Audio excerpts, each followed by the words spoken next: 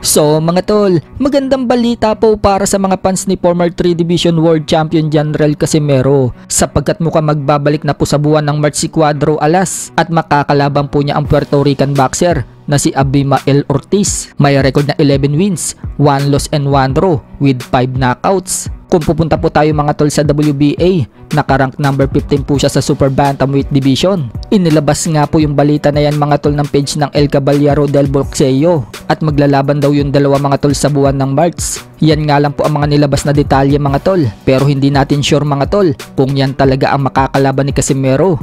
Wala pa kasing binabanggit o ina-announce ang kampo ni Cuadro Alas, pero kung totoong yan ang makakalaban ni Casimero mga tol, magandang pagbabalik yan ni Cuadro Alas lalo pat nakarank ang kalaban sa WBA. Bukod yan mga tol, yung mga nagsasabing maghihintay pa daw ng 1 taon si Casimero bago ulit mapalaban sa boxing dahil suspendido daw ito ng 1 taon sa Japan.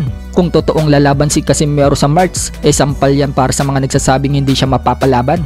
So abangan na lang po natin mga tol ang ibang detalye tungkol dyan. Kung hindi ako nagkakamali mga tol, yung page na nagbalitang yan, mula pa po yan sa bansang Puerto Rico. Sa ibang balita naman mga tol, kung matatandaan, nagbigay po ng opinion si former IBF Light Flyweight World Champion Milan Melindo sa post nito sa kanyang FB nito lang nakalipas na araw, kung saan sinabi niya mga tol na mas handa pa daw itong si Pinoy middleweight prospect Wiljon Mindoro sa world title shot kaysa kay Carl-James Martin. Bagamat mas marami umanong laban na nagawa si Martin kaysa kay Mindoro, hindi umano yung basihan, kundi ang mga kalidad umano ng kalaban ang basihan.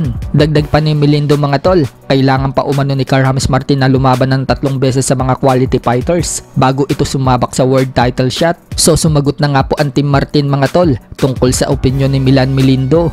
Wika ng kapatid at assistant coach ni Carl-James Martin na si Japit Martin nang ma-interview siya sa PTV Sports News. Side umano yun ni Melindo at karapatan daw ni Melindo na sabihin ang gusto niyang sabihin. Hindi daw nila pwedeng kontrahin, may sarili daw pag-iisip si Melindo at ganun din daw sila. Pero pagdating umano sa part nila mga tol, lahat daw ng laban, pinaghahandaan daw nila. Kung ibibigay daw ng boss nila at promoter nila na si Sean Gibbons ang title eliminator o world title fight, paghahandaan daw nila yan. Hindi daw sila pwedeng papetex-petex lang.